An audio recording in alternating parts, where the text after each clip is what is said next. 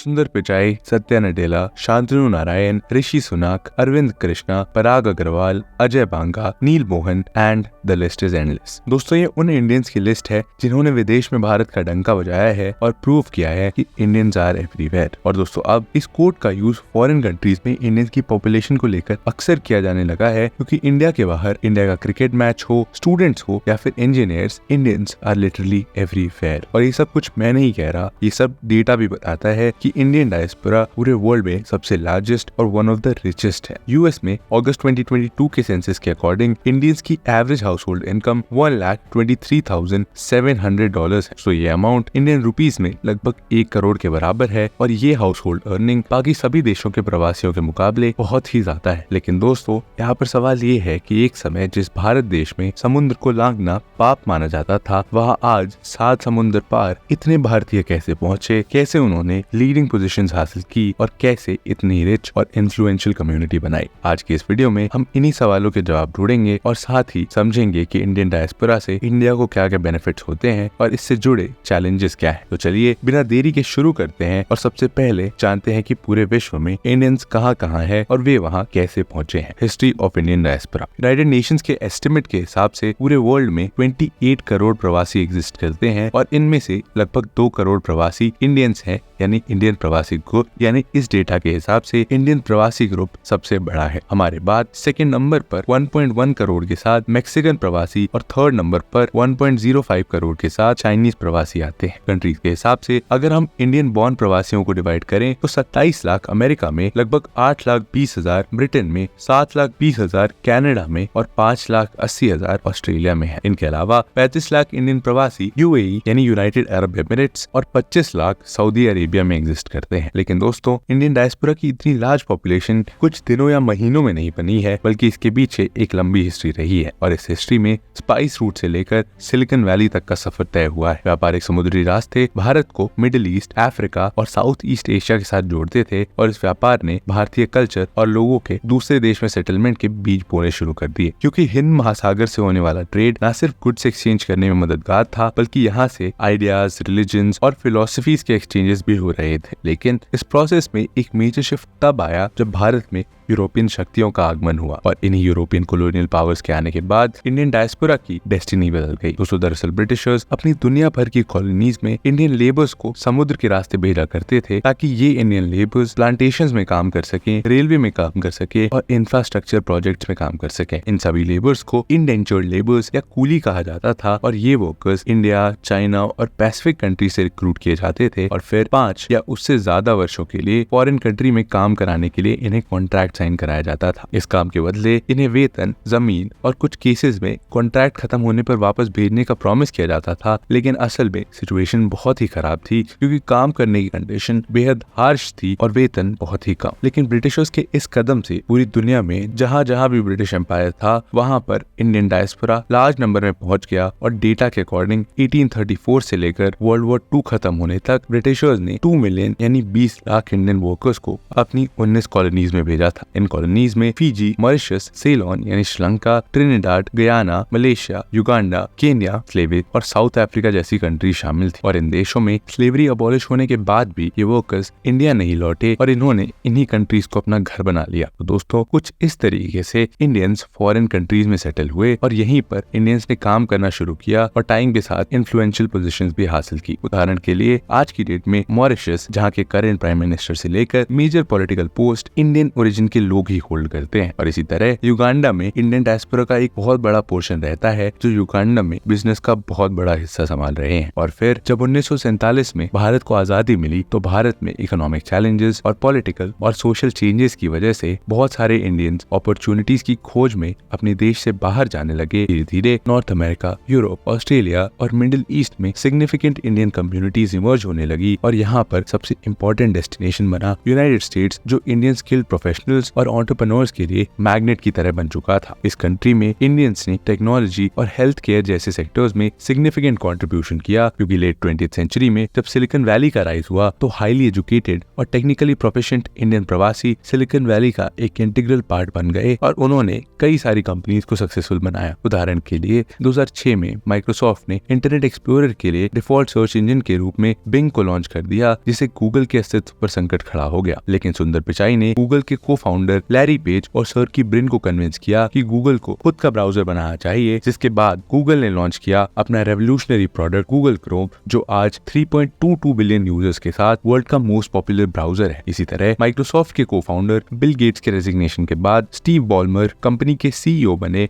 और उन्होंने Apple stocks को सेल कर दिया और विंडोज ओएस लॉन्च किया और नोकिया को एक्वायर कर लिया। ये सभी डिसीजंस फेलियर साबित हुए और माइक्रोसॉफ्ट अपनी हिस्ट्री का one of the worst time witness कर रहा था। और इसी समय बिल गेट्स ने सत्या नडेला को सीईओ बनने के लिए नॉमिनेट किया और सत्या नडेला ने लॉस मेकिंग नोकिया को सेल कर दिया। कंप्यूटर साइंस प्रोजेक्ट्स के लिए वर्ल्ड के बेस्ट प्लेटफॉर्म गिटहब को एक्वायर किया, लिंक्डइन को एक्वायर किया और cloud computing platform Microsoft azure को खड़ा किया। और उनके कंट्रीब्यूशन की वजह से ही आज माइक्रोसॉफ्ट वर्ल्ड की वन ऑफ द लार्जेस्ट और रिचेस्ट कंपनी है। सिर्फ यूएसए ही नहीं दोस्तों, यूनाइटेड किंगडम, कनाडा और ऑस्ट्रेलिया जैसे देशों में भी इंडियन कम्युनिटी फ्लरिश हुई है और वहाँ की सोसाइटी के लिए इन्होंने वैल्यूएबल कंट्रीब्यूशन किए हैं। इनमें हिंदुजा ग्रुप, लक्ष्मी मित्तल, किरण मजूमदार शॉ, ऋषि सुनाक, प्रेम वात्सा, अपूर्वा मेहता और वीसी सहगल का नाम प्रमुखता से लिया जाता है। और इन सभी इंडियंस के फॉरेन में इतना ज्यादा सक्सेसफुल होने के पीछे कुछ बेहद इंपॉर्टेंट रीजंस हैं। एक रीजन है कि अब इंडिया का one of the most intellectual वर्ग ही फॉरेन कंट्रीज में सेटल होता है। पुराने समय में इंडियंस सिर्फ काम करने के लिए फॉरेन कंट्री जाते थे, पर अब इंडियंस पहले पढ़ाई कंप्लीट करते हैं और उसके बाद जॉब्स और बिजनेस का रुख करते हैं। हाईली एजुकेटेड होने की वजह से सक्सेसफुल होने के चांसेस बहुत ज्यादा बढ़ जाते हैं और यही रीजन है कि इंडियंस फॉरेन कंट्रीज में इतने ज्यादा सक्सेसफुल और रिच हैं। और दूसरी तरफ इंडिया के अलावा जिन भी कंट्रीज से प्रवासी फॉरेन कंट्रीज में पहुंचते हैं, उनमें से मेजॉरिटी लोग कमाने और सर्वाइवल के लिए क्रिमिनल रास्तों को चूज करते हैं। उदाहरण के लिए अफ्रीकन अमेरिकन को आज के समय में बहुत ही बुरी तरह से परसीव किया जाता है और ऐसा माना जाता है कि अफ्रीकन अमेरिकन कम्युनिटीज मर्डर्स और गन असॉल्ट के क्राइम्स में सबसे आगे रहती है। और इसी तरह पाकिस्तानीज के ऊपर भी बहुत सारे क्रिमिनल चार्जेस देखने को मिलते हैं, जिसकी वजह से हर साल हजारों पाकिस्तानियों को डिपोर्ट किया जाता है। 2021 की इस रिपोर्ट के हिसाब से पिछले 6 साल में 138 कंट्रीज ने 6,18,000 पाकिस्तानी नेशनल्स को डिपोर्ट किया है। दूसरी कंट्रीज के प्रवासियों के कंपैरिजन में इंडियन प्रवासियों की क्राइम रेट में हिस्सेदारी ना के बराबर है, बल्कि इंडियंस अपनी पर्सनल ग्रोथ और सक्सेस पर ज्यादा फोकस करते हैं और इसीलिए सक्सेसफुल होते हैं। इस सक्सेस के पीछे भागते हुए इंडियंस का फॉरेन कंट्रीज जाने का प्रोसेस आज भी जारी है और इसी प्रोसेस को ब्रेन ड्रेन का नाम दिया जाता है। दोस्तों, इस बात में कोई शक नहीं है कि टैलेंटेड इंडियंस का इस तरह से वेस्टर्न कंट्रीज में सेटल होना कहीं ना कहीं भारत के लिए नुकसानदायक है, लेकिन इसके कुछ इंपॉर्टेंट बेनिफिट्स भी हैं। Benefits of Indian diaspora. दोस्तों, इतने बड़े इंडियन डायस्पोरा होने के बहुत सारे बेनिफिट्स इंडिया को मिलते हैं, जिनमें से सबसे पहला है रेमिटेंसेस। अपनी फैमिलीज को सपोर्ट करने के लिए दूसरे देशों में सेटल इंडियंस बहुत सारा पैसा भेजते हैं और सिर्फ 2023 में ही इंडिया को $125 बिलियन केवल रेमिटेंसेस के रूप में प्राप्त हुए, जिसकी वजह से फॉरेन रिजर्व्स और कंज्यूमर स्पेंडिंग दोनों को ही बूस्ट मिलता है। इंडियन प्रवासी एजुकेशन, हेल्थ केयर और पॉवर्टी एलिवेशन के लिए जेनरसली डोनेट भी करते हैं, जिसकी वजह से सोशल सेक्टर में इंडिया की डोमेस्टिक स्पेंडिंग भी इंक्रीज हो रही है। Second benefit, investment. दोस्तों, नॉन रेसिडेंट इंडियंस और पीपल ऑफ इंडियन ओरिजिन बाहर पैसे कमाकर इंडिया में हेवीली इन्वेस्ट कर रहे हैं और ऐसा इसलिए क्योंकि यूएसए और यूरोप जैसी प्लेसेस से आने वाली करेंसीज इंडिया के मुकाबले काफी स्ट्रांग होती है और वहाँ के पैसों को इंडिया में बड़े लेवल पर इन्वेस्ट किया जा सकता है। इस फॉरेन डायरेक्ट इन्वेस्टमेंट से इंफ्रास्ट्रक्चर, टेक्नोलॉजी और दूसरे प्रोजेक्ट्स को फंड करने में हेल्प मिलती है। और उदाहरण के लिए हम इंडियन अमेरिकन बिजनेसमैन और वेंचर कैपिटलिस्ट विनोद खोसला की ओर देख सकते हैं, जो यूनाइटेड स्टेट्स ऑफ अमेरिका में रहते हैं, लेकिन उन्होंने बहुत सारे इंडियन स्टार्टअप्स को फंड किया है। Third benefit, knowledge transfer. दोस्तों, इंडियन प्रोफेशनल्स फॉरेन कंट्रीज से न सिर्फ पैसा लेकर आते हैं, बल्कि वे अपने साथ वैल्यूएबल स्किल्स,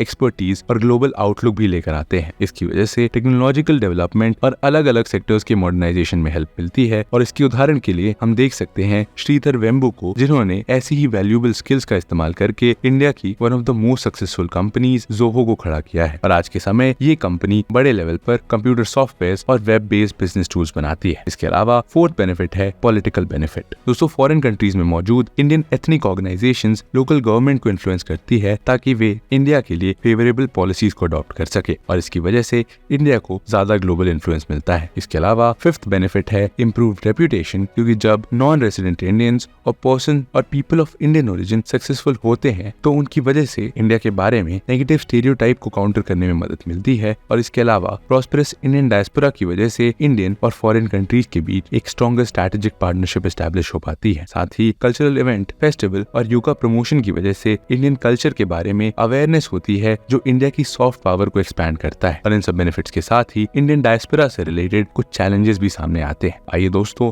अब इन चैलेंजेस को देख लेते हैं। चैलेंजेस दोस्तों, पहला चैलेंज तब आता है जब इंडियन डायस्पोरा इंडिया के अगेंस्ट ही काम करना शुरू कर देते हैं। कुछ समय पहले ही यूनाइटेड किंगडम, अमेरिका और ऑस्ट्रेलिया जैसी कंट्रीज में इंडियन डायस्पोरा ने इंडिया के अगेंस्ट काफी सारे प्रोटेस्ट किए थे और ये protest pro Khalistan separatist groups के द्वारा ऑर्गेनाइज किए गए थे और इनकी वजह से इंडिया को नेगेटिव इम्पैक्ट होते हैं। इसके अलावा दूसरा चैलेंज है बढ़ता हुआ प्रोटेक्शनिज्म। प्रोटेक्शनिज्म का मतलब है डेवलप्ड कंट्रीज में स्किल्ड इंडियन वर्कर्स के अगेंस्ट एक नेगेटिव एटीट्यूड पनपने लगा है, जिसका सबसे बड़ा कारण है कि वहाँ के लोगों को ऐसा लगता है कि इंडियंस उनकी जॉब्स ले रहे हैं। उदाहरण के लिए यूनाइटेड स्टेट्स ऑफ अमेरिका, जहाँ पर लार्ज नंबर में इंडियंस काम करते हैं, वहाँ इंडियन से इनसिक्योर होकर अमेरिका के लोगों ने गवर्नमेंट के खिलाफ प्रोटेस्ट करना शुरू कर दिया है। और इन प्रोटेस्ट की वजह से जहाँ पहले इंडियंस को अमेरिका का H1B वीजा आसानी से मिल जाता था, वो अब बड़ी मुश्किलों से मिलता है। इसके अलावा अगला चैलेंज है इंडियन डायस्पोरा के अगेंस्ट ह्यूमन राइट्स का अब्यूज। दोस्तों इंडियन डायस्पोरा को रेसिज्म और कॉलोनियल माइंडसेट के बेसिस पर काफी ज्यादा डिस्क्रिमिनेशन फेस करना पड़ता है। और उदाहरण के लिए ऑस्ट्रेलिया में इंडियन स्टूडेंट्स के साथ अक्सर वायलेंस के केसेस सामने आते हैं। दोस्तों इसके अलावा फोर्थ चैलेंज है इंडिया में डुअल सिटीजनशिप की कमी होना, जिसमें होता यह है कि अगर आप इंडिया के अलावा किसी और कंट्री की सिटीजनशिप ले लेते हैं तो आपकी इंडियन सिटीजनशिप ऑटोमेटिकली कैंसिल हो जाती है। और ऐसा इसलिए होता है क्योंकि इंडियन कॉन्स्टिट्यूशन डुअल सिटीजनशिप को अलाउ नहीं करता है। इसकी वजह से इंडियन डायस्पोरा का बहुत बड़ा सेक्शन ऐसा है जो इंडियन सिटीजनशिप ही रखना चाहते हैं, बट उन्हें इंडिया की सिटीजनशिप को क्विट करना पड़ता है क्योंकि उनके पास डुअल सिटीजनशिप का ऑप्शन नहीं है। सिर्फ यही नहीं दोस्तों, इंडियन डायस्पोरा के सोशियो इकोनॉमिक कंट्रीब्यूशन के बावजूद उनके लिए कोई क्लियर पॉलिसी भी नहीं है, जिसकी वजह से इंडियन डायस्पोरा को फिलैंथ्रोपी से रिलेटेड चैलेंजेस भी फेस करने पड़ते हैं क्योंकि FCRA यानी फॉरेन कंट्रीब्यूशन रेगुलेशन एक्ट और ब्यूरोक्रेसी के कंप्लायंसेस भी एग्जिस्ट करते हैं। यानी दोस्तों ये बात विजिबल है कि इतने सारे नोटेबल बेनिफिट्स के बावजूद बहुत सारी प्रॉब्लम्स एग्जिस्ट करती हैं और इन सभी प्रॉब्लम्स को जल्द से जल्द सॉल्व करने के लिए गवर्नमेंट को एफर्ट करने चाहिए क्योंकि इंडियन डायस्पोरा इंडिया की ग्रोथ और डेवलपमेंट के लिए एक बहुत ही एसेंशियल पार्ट है। दोस्तों ये था एंड इस वीडियो का। कैसा लगा आपको ये वीडियो जरूर बताइए कमेंट सेक्शन में। साथ में इंडियन डायस्पोरा से रिलेटेड आपके क्या विचार हैं ये भी जरूर कमेंट सेक्शन में लिखिए और ऐसे ही और वीडियोस देखने के लिए वर्ल्ड अफेयर्स को जरूर सब्सक्राइब करिए। मिलते हैं आपसे अगले वीडियो में, तब तक के लिए जय।